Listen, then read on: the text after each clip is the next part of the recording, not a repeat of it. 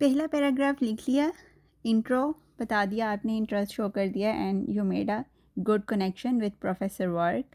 अब चलते हैं सेकंड पैराग्राफ की तरफ, जहां आप अपना बैकग्राउंड और रेलेवेंस शो करते हैं। इस पैराग्राफ में प्रोफेसर को आपने बताना है अपने आपने क्या किया है अब तक, किस टॉपिक पर काम किए हैं और आपकी क्या स्पेशल स्किल्स हैं, what you have extra in your profile कि आप उसकी लैब के लिए बेस्ट फिट हैं। तो actually in this paragraph you are convincing in a seamless way that you are best participant for his or her lab.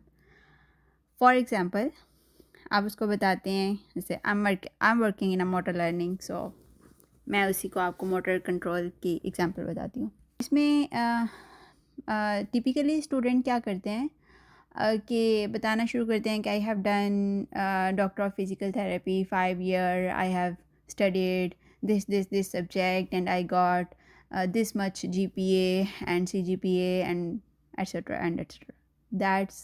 That's not really interesting for them.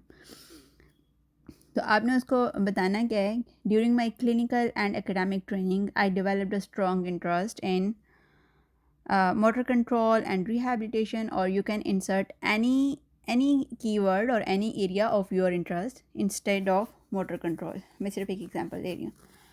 फिर आप उसको बताएंगे सेकंड सेंटेंस में कि आपका undergrad का थीसिस, अगर आपका अंडरग्रेड का थीसिस जो है वो बिल्कुल भी उसके साथ अलाइन नहीं कर रहा, या आपने अंडरग्रेड में कुछ और काम किया था और मास्टर्स में आपने कुछ और किया, या आपने अंडरग्रेड किया है अभी और अब आप मास्टर्स में कुछ और किया है आपने या नहीं किया मास्टर्स, और जो भी आप जिस एरिया पे आपने काम किया उसको आप स्विच करना चाह रहे हैं, तो उसके लिए भी आपने एक स्टोरी लिंक करना है। ठीक है, उसको मैं एक और वीडियो में बताऊंगी कि स्टोरी आपने चेंज कैसे करनी है।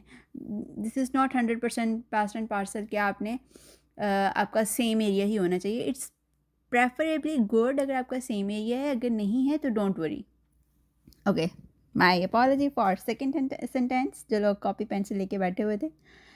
आप बताएंगे माई अंडरग्रेड थीसिस फोकस्ड ऑन, जिसके ऊपर भी आपका, अगर फॉर एग्जांपल मैं मोटर लर्निंग के बारे में बात कर रही हूँ या गेट के ऊपर बात कर रही हूँ, तो आप उसको बताएंगे, या स्ट्रोक के ऊपर, तो आप उसको उससे रेलेवेंट कीवर्ड यूज़ करेंगे।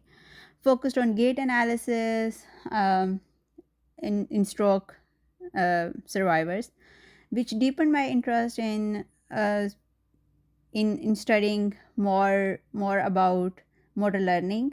I also have experience working with, आप यहाँ पर आपका एक्सपीरियंस डेफिनेटली, हमारे पास लैब्स नहीं है एडवांस, तो आप यहाँ पर जो भी आपका क्लिनिकल एक्सपीरियंस रहा है कि I have special experience working in a stroke rehab clinic, I believe this align well with your current work.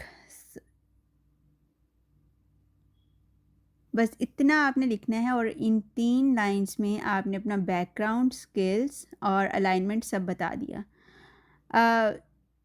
You don't need to have something super duper special, but it should be aligning very well.